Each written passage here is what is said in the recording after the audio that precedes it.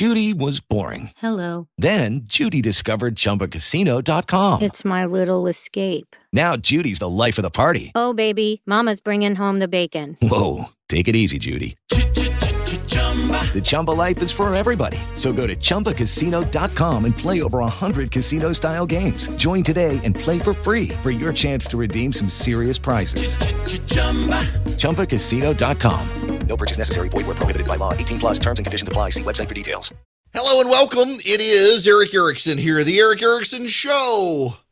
The phone number is 877-973-7425. Should you wish to be a part of this here program. Before I move on, I want to take a phone call from Cindy. Welcome to the program. How are you, Cindy? Just fine, thank you. You were just talking about Boko Haram and their tactics. The thing is, Stacey Abrams, didn't she use those same tactics to get to bully the All-Star game out of Atlanta? Yes. And what are we going to do while she's running? Isn't she going to bully her way with her Boko Haram gang to get the kind of coverage she wants of her campaign, etc.? Well, she doesn't have to bully the press to get favorable coverage of her campaign. They're absolutely going to give her the glowing press. Largely, I know, I'm she's sick of taking it. advantage I'm of sick of it already. And, you know, a lot of it is, I think people miss this, in a lot of the media coverage nationally that Stacey Abrams gets is because of white guilt. In 2018, the national media fawned over Beto O'Rourke and ignored Stacey Abrams. And Beto did worse against Cruz than Abrams did against Kemp, which still she never even got into a runoff. And nonetheless, ever since, the media has been trying to make it up to her by largely ignoring her. But to your larger point, yes, Stacey Abrams not only bullied the Major League Baseball commissioner into dropping Atlanta, Georgia, for the All-Star game after their voting package was passed in the state of Georgia, then she bullied USA Today into allowing her to revise her op-ed that had called for boycotts so that she could say she wasn't calling for boycotts once she successfully got the boycott done. Words mean things, but are subject to revision if you're Stacey Abrams. Now, we got to talk about other women, because there are some women out there who are shaping America, and not the way the left wants. We're already starting to see this. Let's back up. In 2020, it became very clear in a lot of polling that younger black men were open to Donald Trump's message, and Hispanic voters were too. The New York Times tried to understand why this was the case. And you know how the New York Times, in an analysis, not an op-ed, but in an analysis, explained why young black men are interested in Donald Trump? The actual analysis was because of toxic masculinity in rap music. That's what the New York Times said. How did the New York Times explain the shift of Hispanic voters to Donald Trump and the GOP? Well, these people have all immigrated from countries that had characters, outlandish characters as presidents. They like the strong man attitude. Now, those of us on the ground with some common sense could look at that and say, wait, you're telling me they don't like the strong men that they fled from, but they're going to come here and want one. Clearly, something doesn't add up. In fact, the reason young black men and Hispanic voters were all going for Donald Trump was the same: jobs. Jobs, young black men supported him for criminal justice reform. And they also, many of them have families, and they didn't want the police defunded. We are about to enter a period of open racism from the left. Now, you and I could say, well, they've already been pretty racist so far. The neo-racists out there all on the left with their critical theory and stuff, but you ain't seen nothing yet. Why? Because in Texas, do you know who is causing Hispanic voters to flip to the Republican Party? Women. Female Hispanic voters. This is from Sabrina Rodriguez in Politico. Democrats were caught off guard in South Texas in 2020. The Hispanic Republican women who live there were not. Many of them have played a leading role in urging their neighbors in majority Hispanic South Texas to question their traditional loyalty to the Democratic Party. Hispanic women now serve as party chairs in the state's 4 southernmost border counties, spanning a distance from Brownsville almost to Laredo, places where Trump made some of the biggest inroads with Latino voters. A half dozen of them are running for Congress across the state's 4 House districts that border Mexico, including Monica de la Cruz, the GOP frontrunner, in one of Texas's most competitive seats in the Rio Grande Valley. It's some of the clearest evidence that Trump's 2020 performance there may not have been an anomaly, but rather a sign of significant Republican inroads among Texas Hispanics, perhaps not enough to threaten the Democratic advantage of these voters, but enough to send ripples.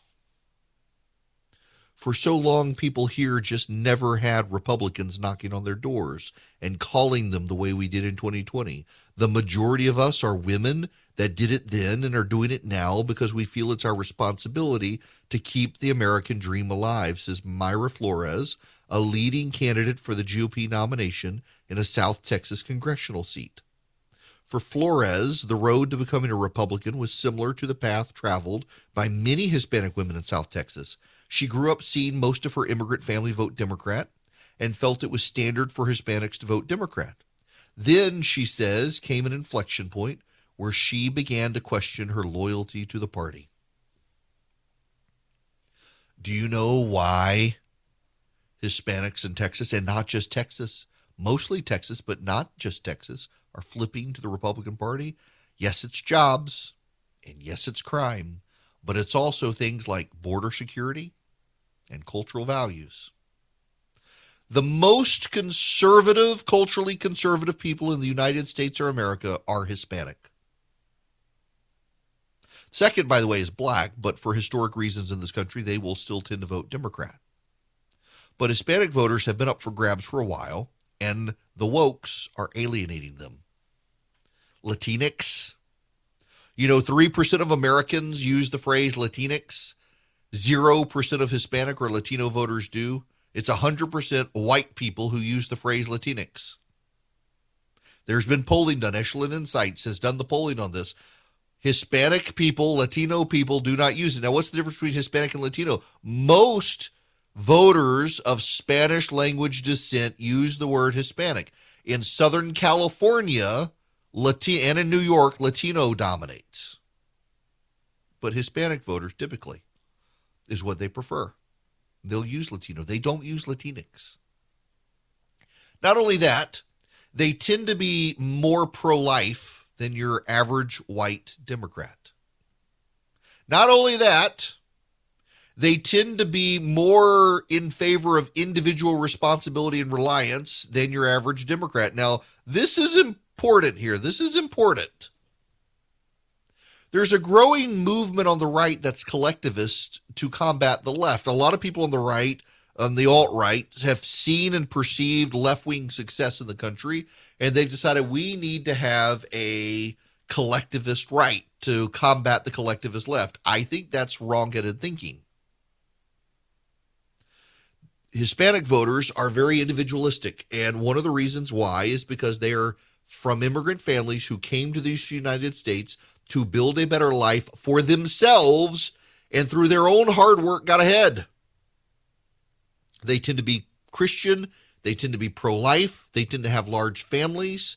They love this country. They're very patriotic. I mean, I've said for a while, demographically, in about 50 years, this country is going to be overwhelmingly Hispanic country music listening conservatives.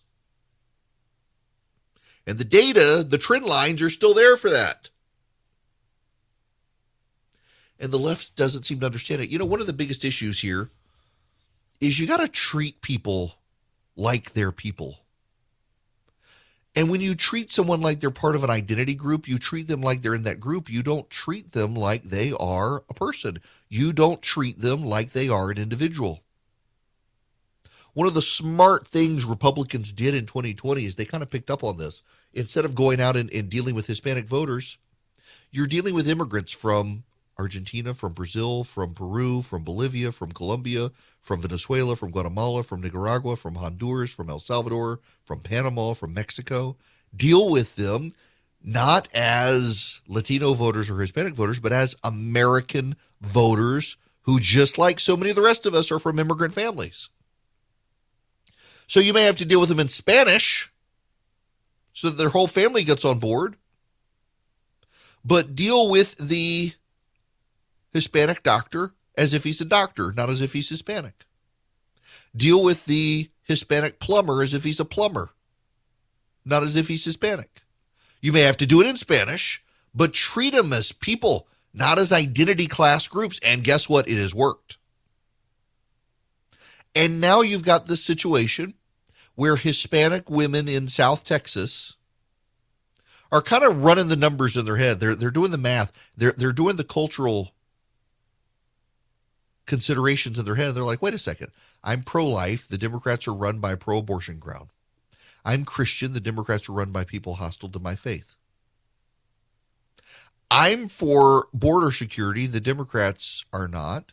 My husband's a Border Patrol agent, and the Democrats are disparaging him, not funding him, and allowing the border to be overrun. I don't feel safe. The Democrats are in favor of defunding the police. I think I'm a Republican. These conversations are happening all around the country. But in these border areas, they're having a profound impact. Now, here's part of what you got to keep in mind. We're in a redistricting season. All the states redraw their congressional state legislative lines. And Republican states try to draw them to benefit the Republicans, and Democratic states try to draw them to benefit the Democrats. And in Texas, they've had to draw districts to be majority Hispanic. In Georgia, they've drawn a few districts to be majority black. In Louisiana, the governor is threatening to veto legislation unless they make a second majority black district. That helps the Republicans because you put a lot of Democrats in a majority black district. You get the black person elected, but then you've lumped the Democrats there, and it makes everything else more Republican in the South. So you get all these districts drawn. The Democrats are out there looking at the partisan makeup based on having Donald Trump on the ballot. And in some of these cases, in some of these areas, you get a D+5 or even a D+10 district where really it might be an R+2 district or a D+1 district. But Donald Trump was so alienating and polarizing that they think this is a real Democratic district. Well, now you've got this shift of Hispanic voters that's continuing to go. So your D+10 district, you take Trump out of it, it's a D+1 district. And now the Hispanic voters in the country are alienated from the Democrats, who they've realized are big government progressives who don't like Christians or pro-lifers and really believe that boys should be on the girls' team. And now suddenly they've drifted so much that this district has become an R+1 or an R+2. And the Democrats can't see it coming, because they're in a bubble. It's like the Stacey Abrams situation with her without a mask on while everybody else had to wear a mask. Progressives get in such a bubble where they can do no wrong, where they are told what to do, where they are allowed to do it. Progressives get in a situation where everyone affirms their views in their bubble. No one challenges them. They're all convinced that the right is terrible. And these Hispanic voters voting for the GOP, they're traitors in some way to their race. They don't question it. They're not challenged. They're not pushed. They wind up believing their own press. And then it blows up on them. Parents revolt in schools. And now Hispanic voters and young black men are revolting because the Democrats are so convinced of their own righteousness, they've lost touch with the people who were the base of their party. And that base is going to go somewhere else. And the more these white Karens come into the Democratic Party, the more these non-woke Hispanic and black voters leave to the GOP. Hello there, it is Eric Erickson here. The phone number, 877-97-ERIC, 877-973-7425. Let's go to Johnny, waiting patiently. Welcome to the Eric Erickson Show, Johnny.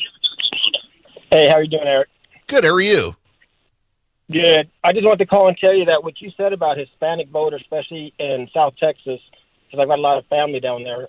I knew when I first started, when I joined the military when I was 18, and my parents always voted Democrat, so I always voted Democrat until Ronald Reagan ran for office, and I started questioning, why am I always defending the Democrats when I believe in life. I believe in working hard for what you want to succeed in life. You know, I used to grow up in the cotton fields chopping cotton and joined the Army, retired after 26 years, went and got my bachelor's, went and got my master's, and I'm succeeding, and it's through hard work and effort.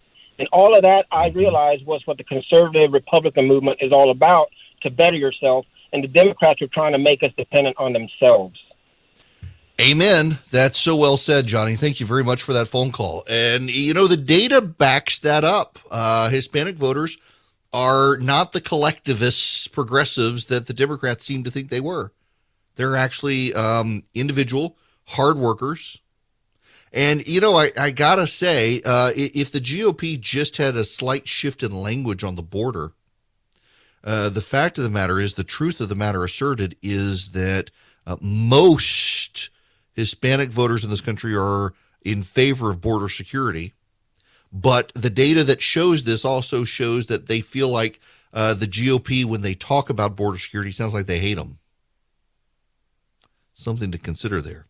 I myself think we need to build a very, very high wall and secure that border. And then we can have real conversations about what to do with the people here. Because I do think, by and large, that the conversation changes once you've secured the border and no more illegal aliens are coming in. It's not even worth having the conversation on what to do about those who are here, because if you start having that conversation before you build the wall, then they're just going to try to flood the border while the wall is being built. But that's a matter for another day. The bottom line, though, is that Hispanic voters are shifting in this country, and the Democrats never saw this coming. You got to remember, the Democrats for years said demography was destiny, and they took Hispanic voters for granted, and the GOP did not. And what the Republicans did, particularly under Donald Trump, was offer them real public policy solutions. The last guy, and this will pain Trump supporters for hearing this, the last guy who got it right with Hispanic voters was named George W. Bush. And the reason he knew how to connect with Hispanic voters was he's the governor of Texas. But even Trump has outperformed him. There is a cultural shift going on, and I think a lot of it has to do with the progressive Karens in the Democratic Party trying to tell these people how to live their lives and what to do and how to be offended. I hear these stories all the time of Black and Hispanic women in particular who go to groups to deal with social injustice, and the white Karens of the group start lecturing them on how they are experiencing racism and don't even know it. So the lecturing left on these things doesn't work well for people. It just doesn't work. Hello there. It is Eric Erickson here. The phone number is 877-97-ERIC, 877-973-7425. The founder of the Black Lives Matter chapter in Memphis, Tennessee, has been sentenced to prison for 6 years for illegally registering to vote in Tennessee. Pamela Moses, the 44-year-old activist, was ordered to spend 6 years and 1 day behind bars Monday for registering to vote, despite felony convictions in 2015 that made her ineligible. In handing down the sentence, Judge Michael Ward accused her of deceiving the probation department to obtain the right to vote. You tricked the probation department into giving you documents saying you were off probation, Ward said. In 2015, she pled guilty to tampering with evidence and forgery, both felonies, and to misdemeanor charges of perjury, stalking, theft under $500, and escape.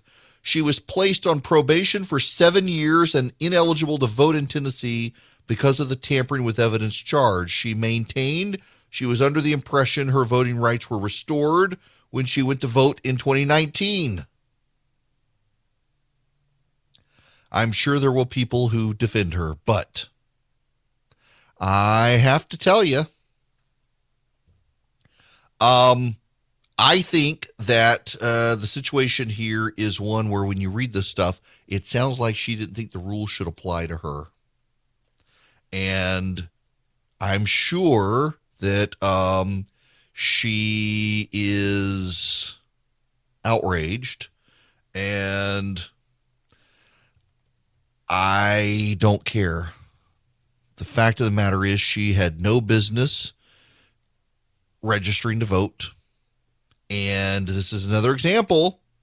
people doing things like this they shouldn't. And you know what the left will say is that, well, I mean, she should be allowed. You shouldn't have someone's rights taken away, their voting rights taken away because they convicted the felony. No, no, no. You should have your rights taken away. You should have your right to vote taken away when you've committed a felony. They'll scream racism. I'm sure they will.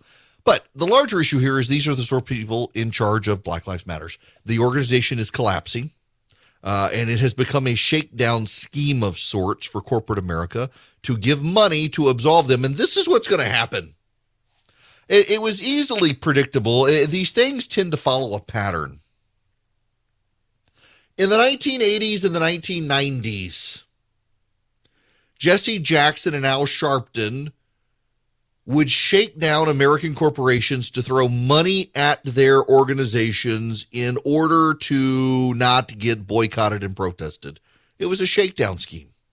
Black Lives Matters is no different. Black Lives Matters is a shakedown scheme. In fact, there have been places around the country where activists showed up at small businesses and said, you need to put these signs in your window for a fee, so that people know not to harm your business when the riots come.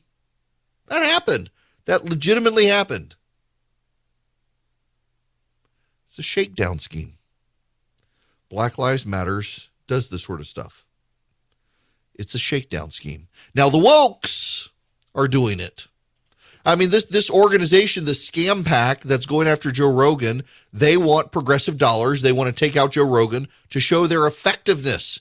They're getting lots of attention. They want to be effective. They want to be seen as effective so that they can get money.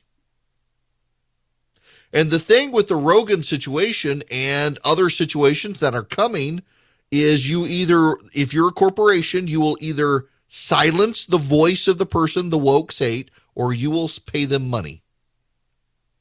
Black Lives Matters really has been no different. It's a shakedown. And the only way to fight it is to not play their game. Now, to the phones we go. Ken, you're going to be up next on the Eric Erickson Show. Welcome. Yes, sir, Mr. Erickson. I heard your comments the other day on constitutional carry, and I'm all for that except for one thing. As a concealed carry permit holder, how will constitutional carry affect reciprocity agreements with other states? That's an excellent question. My understanding in the law is that if Georgia passes constitutional carry, in most states, reciprocity will not be affected. So if you get reciprocity with concealed carry, you would get reciprocity with constitutional carry. There are a couple of states where you actually have to go through the concealed carry permitting process in a state. I don't have that list in front of me, but that's a great question. But the bottom line is that in most states with reciprocity, it won't affect us at all by getting rid of the standard concealed carry, going through the fingerprinting and stuff like that. There will be a couple, though, where my understanding is it will impact us, but I can't remember the names. It's none around us. Frankly, I think we need to work hard and get reciprocity with every state. We need a national reciprocity law. I still find it ridiculous that I can carry my gun across some state lines and be fine, and then in other states I get in all sorts of trouble. It just makes absolutely no sense to me. Ken, that's a great question. We need nationwide reciprocity, and we need nationwide constitutional carry. If you are legally allowed to purchase a firearm, you should not then have to go through additional steps to actually carry that firearm on you. That's my opinion, but I'm right. Now, we got to move on. You've never heard of Eric Lander, I bet. I suspect the average person in the United States does not know who Eric Lander is. Eric Lander is one of Joe Biden's, well, he is not one of, he is the top science advisor for Joe Biden. He steers the Office of Science and Technology Policy. It's a cabinet level position. And according to a bunch of people, he's a bully. It sounds, honest to goodness, it sounds like he's bipolar. I don't mean that disparagingly. It sounds like he's bipolar, though, based on some of these complaints. There are 150 people who work for him. 14 of them have come forward and said it's a toxic work environment, that he is bully, he's dismissive of subordinates, he cuts them off, he yells at them, he humiliates them, and then some days he's perfectly fine. It's a very weird situation in that there are some days where he's perfectly fine, there's no issue, and then the next day he turns on a dime and he is an angry rage machine. Now, let me read you some of this from Politico. Biden picked Lander, a leading scientist who first came to prominence for his work mapping the human genome, to head the Office of Science and Technology Policy, in part to show his administration would entrust scientists and medical experts as they work to combat the coronavirus.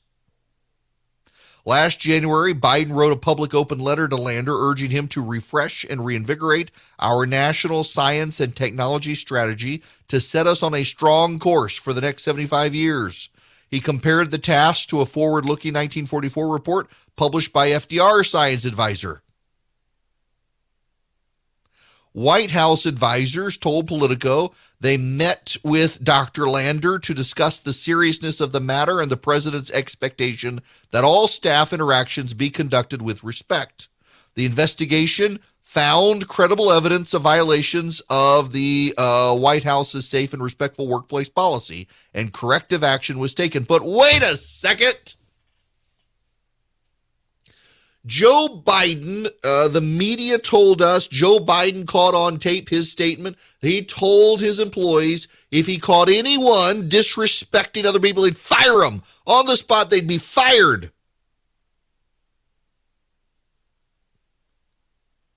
But this guy's not. Dr. Lander is not going to be fired. Maybe it's his first name. You get somebody named Eric and you're like, well, I mean, that guy, he's a leader. We can't fire him. His first name says it all. I doubt that has anything to do with it, though.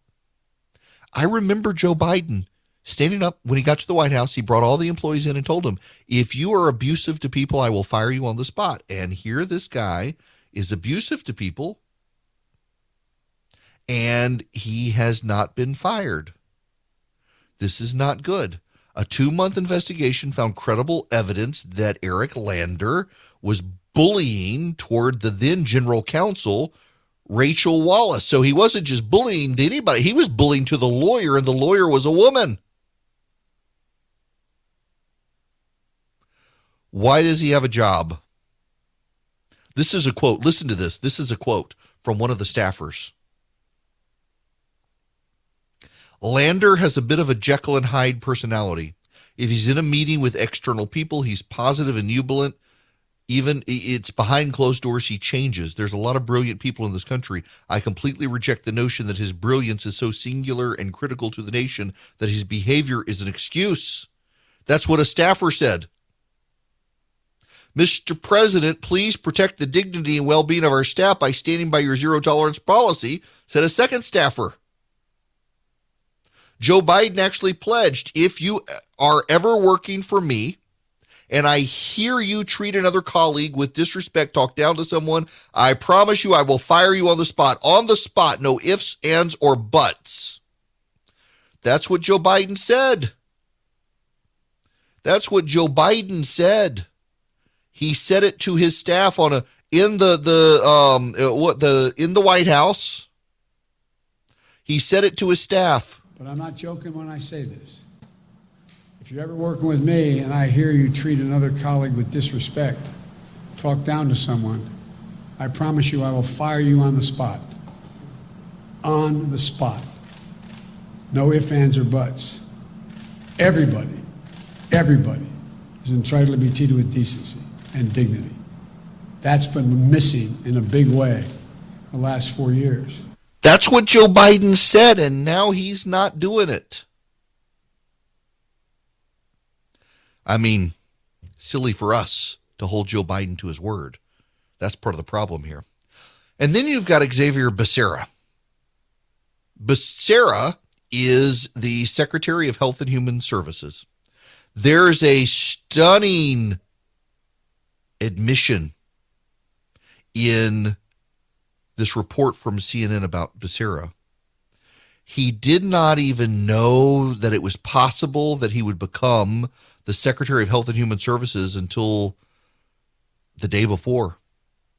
This is actually the quote. Listen, the day before he was announced as Health and Human Services Secretary, Becerra was unaware the job was an actual possibility. He was announced on the same day in 2020 that Biden's COVID personnel leader, who helps oversee the selection process, was named as the head of Biden's task force for COVID. He didn't even know he was going to get the job until right before it was announced. He didn't even know it was a possibility, and this guy keeps screwing up. They've thrown him under the bus, the Biden White House, and now he's trying to push back and say, no, you're about to hear a lot from me on policy. The nation's, this is the headline, the nation's top health official has been a background player for much of his tenure. He says that's about to change. This comes after the White House started attacking him in the Washington Post and the New York Times, saying he's to blame for a lot of the COVID policy screw-ups. And now suddenly he wants to come out of the shadows. The Biden White House is not living up to Joe Biden's own expectations. Why should we trust anything Joe Biden and his administration say when his staff does not live up to his own set expectations? He would fire Lander on the spot, and he's not. And in Becerra's case, he's apparently in over his head, doesn't know what's going on, asks no questions, and is super shallow and superficial. And the White House wants to blame him for COVID. And Becerra's response is to do an interview and say, no, actually, I'm about to come out of the shadows, and I'm about to be the point man and the face man on all this stuff. No, you're not. You're delusional. The only reason that guy was picked anyway was because of abortion politics. It's striking just how incompetent all of this is out of the White House. Yeah, I mean, it really is just, it's what's going on. It makes you realize Ron Klain and a whole lot of other people in the White House need to go. They still have their jobs. They're still making the same mistakes. And Joe Biden very clearly said, I played you the audio. If you treat anyone the way Eric Lander was treating people in that office, I'd fire you on the spot. And Lander still has his job. And Becerra keeps screwing up, and they won't do anything to him other than let him get an interview out saying he's about to be more open and more public and more out there to screw up even larger things with more spectacle. That's not good. Now, I got to tell you guys something. Eden Pure, they've been selling a lot of Eden Pure thunderstorms, and they've got a new plan for you. The Eden Pure Thunderstorm, buy one, get one. It's this week only. You got the BOGO. It's back. The BOGO, the buy one, get one. Now, here's what you do. You go to EdenPureDeals.com, and you click on my name. And at checkout, you use Eric BOGO, all one word, Eric, B-O-G-O. Now, what is the Eden Pure Thunderstorm? It's an air purifier. It cleans the air. It cleans the air. And the Eden Pure Thunderstorm, it gets rave reviews, and some of you are skeptical, and some of you are thinking, I don't really need 3 of them. Or I want to check it out and see, well, you know, you're going to get the Eden Pure Thunderstorm BOGO, so you're going to buy one, you're going to get one for free, so you'll have 2 of them. You'll realize how great they are, and then you'll want to order more. It's incredible. It cleans the air in your house. It deodorizes. It doesn't mask odors. It eliminates odors. It gets rid of the bacteria, the mildew, the mold, and it's filterless. You don't even have to get a filter subscription with this thing. You just wipe it out on occasion, and it works. What you do is you go to EdenPureDeals.com, and you put in the discount code ERIC, E-R-I-C-K, BOGO, B-O-G-O, Eric BOGO, all one word. You will get 2 Eden Pure Thunderstorms. One of them will be free. It is incredible savings, an incredible deal. You get 2 of these things to try them out. You'll realize how much you like them. You'll want to buy more. EdenPureDeals.com. The discount code is Eric BOGO for buy one, get one. Eric BOGO. Hello there. It is Eric Erickson here. Well, I thought this story was an April Fool's joke, and it's not an April Fool's joke. It actually is a thing, and, well, I'm a little bit perturbed. You're going to think what I'm about to tell you has got to be an April Fool's joke. It is February. It's not April. The Biden administration has decided to fund a crack pipe distribution program for $30 million to advance racial equity. I'm not making that up. This is from the Washington Free Beacon, from Patrick Huff. The Biden administration is set to fund the distribution of crack pipes to drug addicts as part of its plan to advance racial equity. The $30 million grant program, which closed applications Monday and will begin in May, will provide funds to nonprofits and local governments to help make drug use safer for addicts. Included in the grant, which is overseen by the Department of Health and Human Services, are funds for smoking kits and supplies. A spokesman for the agency told the Washington Free Beacon these kits will provide pipes for users to smoke crack cocaine, crystal methamphetamine, and any illegal substance, or illicit substance, they said. Health and Human Services says the kits aim to reduce the risk of infection when smoking substances with glass pipes, which can lead to infections through cuts and sores. Applicants for the grants are prioritized if they treat a majority of underserved communities, including African Americans and LGBTQ plus persons. Breaking news, Hunter Biden's decided he's gay. Gotta get in on the crack pipe distribution. Dad's not going to provide it for him. My goodness gracious. We're going to provide crack pipes for drug addicts around the country, as opposed to, I don't know, getting them good treatment and therapy. They're not going to have to buy their crack pipe, but they'll still have to buy the crack. How are they going to get the money for the crack if they can't afford the crack pipe?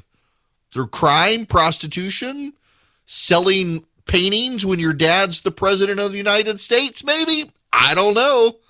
At least they'll get the Joe Biden souvenir crack pipe out of it. Good grief. It's 2022. Things are still crazy. Things haven't settled down. And now you got the Federal Reserve and interest rates. You got the economy. You got inflation.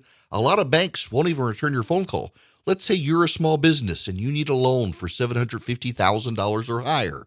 You see an opportunity where banks, they don't even want to see you. You want to buy a building, you want to build a building, reach out to the Frost family at First Liberty Building and Loan. They've been helping small businesses become big businesses since the 1990s. They want to help you if they can. So spend 10 minutes with them. See if you're a good fit for them and they're a good fit for you. Their website is firstlibertyga.com. That's firstlibertyga.com. Again, you need a loan, $750,000 or higher. You're a small business and you see an opportunity to grow. Share it with the Frost family and see if they can help you. Firstlibertyga.com. That's firstlibertyga.com. First Liberty Building and Loan can help businesses nationwide become bigger businesses. Judy was boring. Hello. Then Judy discovered ChumbaCasino.com. It's my little escape. Now Judy's the life of the party. Oh, baby, mama's bringing home the bacon. Whoa, take it easy, Judy. The Chumba life is for everybody. So go to ChumbaCasino.com and play over 100 casino-style games. Join today and play for free for your chance to redeem some serious prizes. ChumbaCasino.com. No purchase necessary. Void where prohibited by law. 18 plus terms and conditions apply. See website for details.